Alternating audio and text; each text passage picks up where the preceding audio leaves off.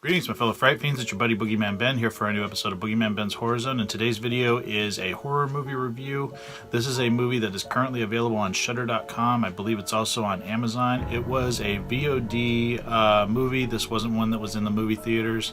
It came out, I believe, at the beginning of August of this year, and I just watched it recently. It's called Summer of '84, and when I first saw the trailer, probably middle of this year when they first premiered the trailer, it was being hyped on like horror movie sites, or like horror movie sites like Bloody Disgusting and Arrow in the Head. I can't remember which one I saw it on, but they were sort of saying it's kind of like the Goonies meets the Burbs. And lately we've just been really getting inundated with 80s pop culture. I mean, you had that in Ready Player One, the new Steven Spielberg movie. Of course, you have Stranger Things, a television show on Netflix. You also have the new version of It, where the movie was moved from the 1960s to the 1980s. So the 80s are big right now, and this seemed to me from the trailer, it seemed a little like Disturbia, which was a Shia LaBeouf vehicle that came out about 11 years ago, and that was a play on Rear Window.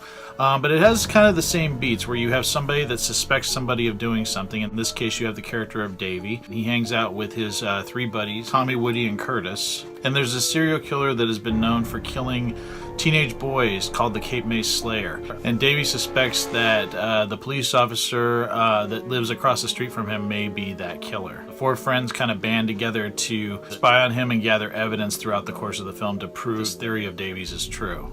Now, the directors of this film, I'm going to try to pronounce these names correctly, are Francois Simard, Anouk Whistle, and Yoann-Karl Whistle. The writers are Matt Leslie and Stephen J. Smith. For the cast, you have Graham Vershey as Davy Armstrong. You have Judah Lewis as Tommy Eats Eaton. You have Caleb Emery as Dale Woody Woodworth.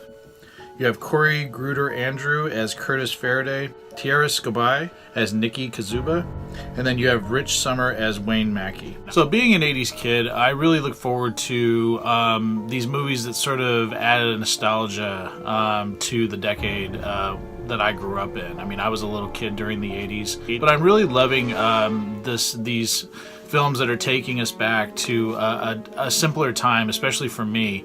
Times that I really reminisce. I have a lot of fond memories about the 80s growing up in the small town that I did. Summer of '84 blew me away. I watched it on Shudder, like I was saying earlier.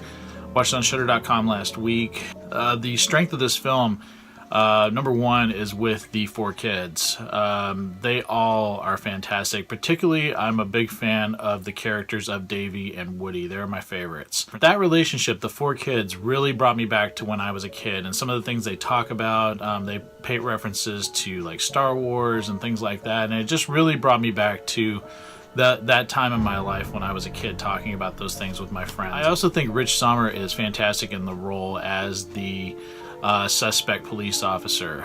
He does a great job of towing the line of think he's a good guy, and then you question if maybe he's not a good guy. There's just little subtle things that he does. It could just be something in his facial expressions or the way he speaks, or just just a line of dialogue that he gives.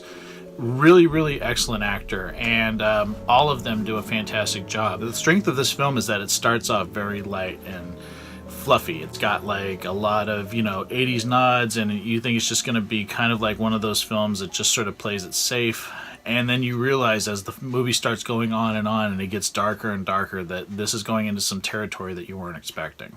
I was pleasantly surprised with how far they went.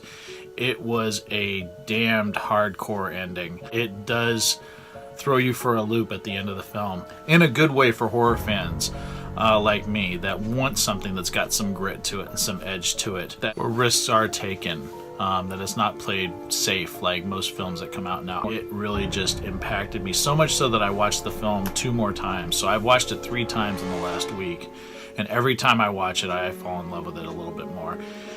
If Halloween had not come out this year, this easily would have been my favorite film of 2018. I am shocked at how much I love this film. I felt like it really captured that generation, that decade perfectly. The characters were believable. You believe that they grew up in that time. The relationships are fantastic. There's a lot of little subtle homages to 80s films, and it does play very much like a Burbs type scenario where somebody suspects somebody of doing something, and I thought it was really well done.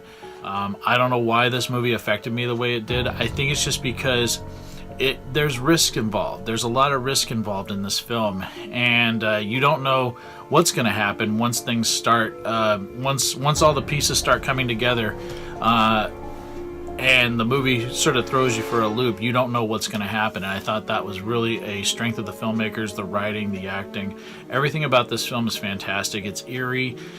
The ends, the final scenes of this film are haunting, and it still is with me now, even after seeing it so many times. It's stuck with me. I absolutely love this film, and I completely recommend it. Like I said, if you have Shudder.com, it's on there. I've had it for over 2 years. I absolutely love it. I'll put a link down below for that. I believe it's also on demand, so I'm sure you can get it if you have Amazon Prime.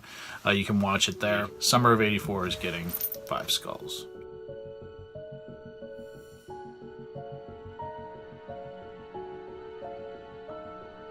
So that is my review of Summer of '84. I hope everyone enjoyed this review. If you have seen the film, please leave your thoughts in the comment section below. Please no spoilers for anyone who hasn't seen the film. I don't want it ruined because I knew nothing about this film outside of the trailer. Seeing the trailer, knowing the synopsis, I went into it green, and I'm so glad I did because I really was taken on a journey, and I loved every moment of it. The fantastic cast, the fantastic writing. It was an amazing film, and I can't wait to own it when it eventually gets released on Blu-ray and DVD. So thanks so much everyone for watching. Thanks so much for supporting Boogeyman Ben's Horror Zone. If you guys want to check me out on my social media links, they are down below. I appreciate it. Stay tuned for some more great stuff coming real soon. Take it easy. Stay scared as always. Peace. I have a Patreon page. If everybody wants to help support me, the link is down below. And if you do help support me, Dracula here will get more treats, and Dracula really loves his treats. So any support that you can give me would be very, very much appreciated. Right, Drac?